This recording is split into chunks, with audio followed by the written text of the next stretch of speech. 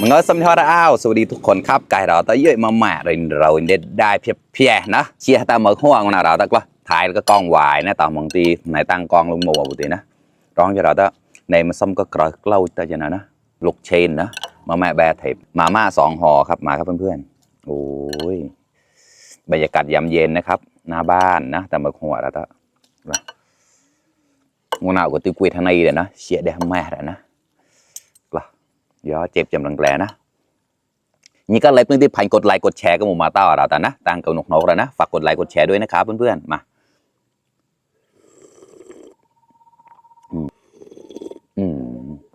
ดีมากครับมาครับคำโตหมอกตุ๊เราได้เยอะ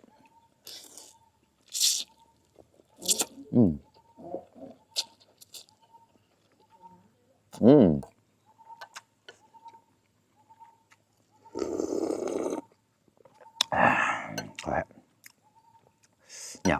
กราวเดี๋ยวนะอร่อย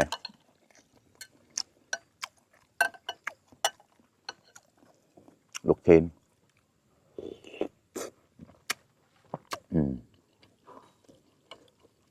กราวแล้วลูกเทนชึงแกลแล้วละ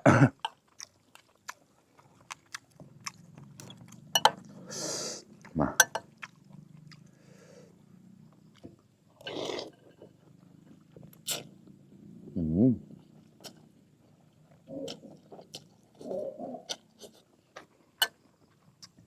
อร่อยมากอร่อย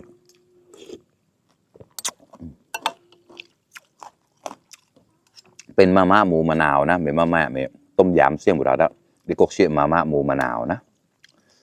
ข้อมองร้านเชี่ยมาก็ไม่นาโอ้แต่จอมตำโดยเดิมเชี่ยนะ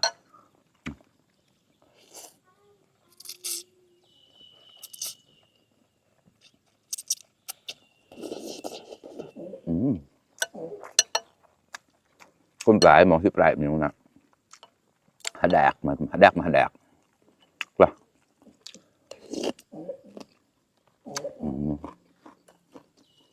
ขอให้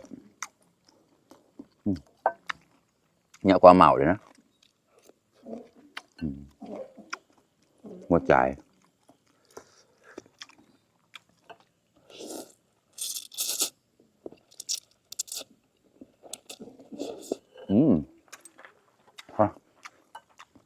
วันนี้มาบรรยากาศหน้าบ้านนะครับเชี่ยตามมือหัวแล้วนะเราเจ้าแม่ข้อของเราสนุกแรงแล้วเราเจ๊เลยนี่นะเจ๊กว่าเรามาครับเพื่อน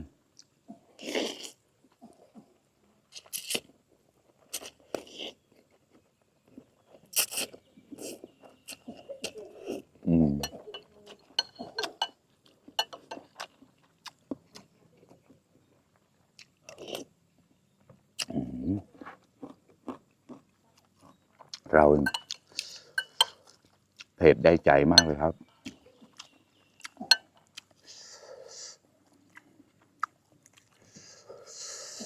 มาคำโตหมอกโตเราได้เยอะ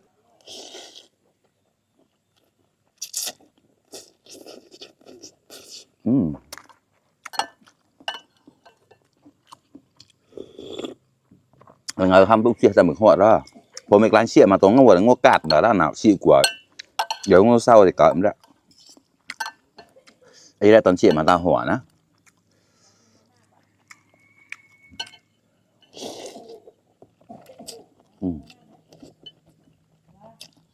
muốn nào còn, tao muốn con vài đi, mồm đi quang như thế đập nột như đó.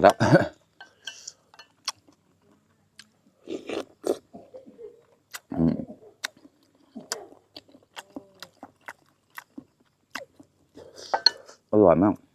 เป็นลูกชิ้นโกเด้งนะอร่อย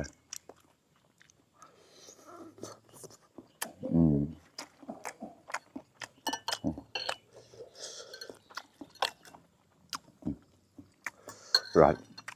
เราเนี่ยพอเสียมพอแล้ว ก็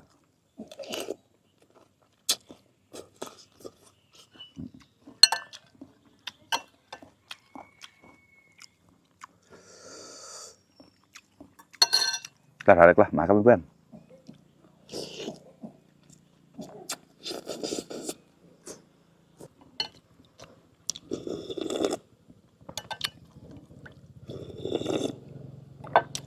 มูแปลกับแปล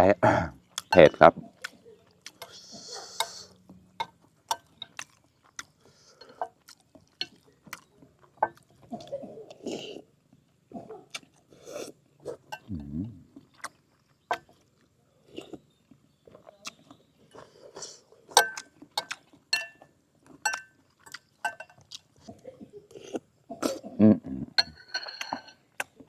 ไก่เราถ้าพออย่างนะ